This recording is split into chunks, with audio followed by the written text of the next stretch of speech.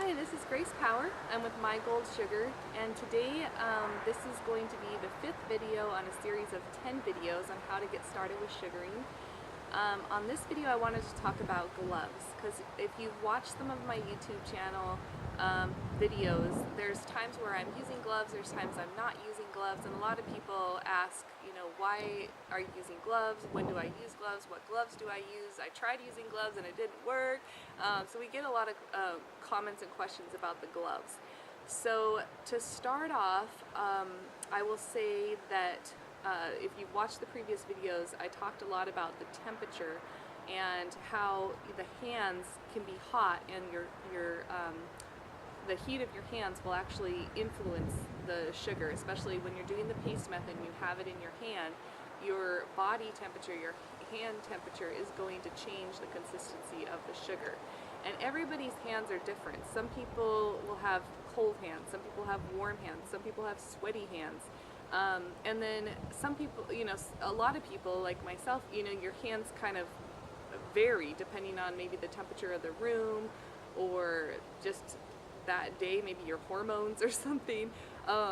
So the hand temperature is going to affect the sugar, so that's just something to keep in mind. If you have cold hands, gloves aren't going to be as important, but if you have hot or sweaty hands, then the gloves really do help stop some of the transfer of the heat into the sugar. And especially if you have sweaty hands, the sweat from your hands is going to change the sugar completely, because that's adding fluid and water to the sugar. It's going to make it softer, it's going to make it more melty.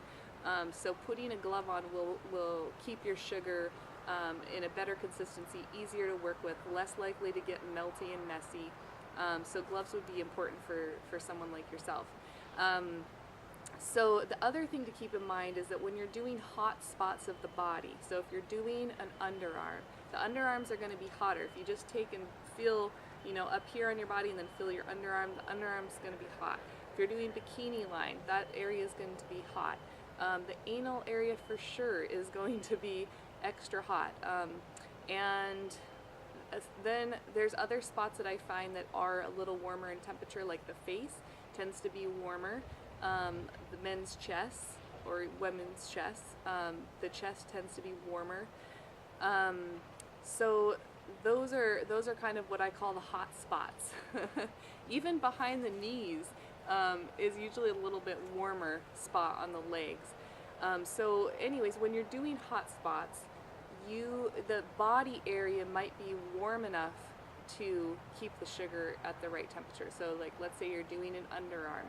The underarm heat is going to be plenty of heat to melt your sugar, so you'll probably want to put a glove on because that'll stop your hand heat from adding to the heat of the underarm.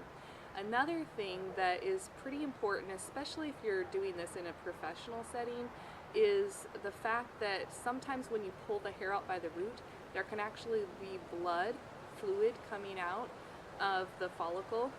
Usually it's not much, it's not a big deal, but for sanitary sake, for safety's sake, you don't want to have your hand without a glove on, because it's mostly to protect yourself, just against that fluid to fluid contact. If you have a hangnail, or if you have like open something on your hand, I mean, you just don't want to take any chances with the blood.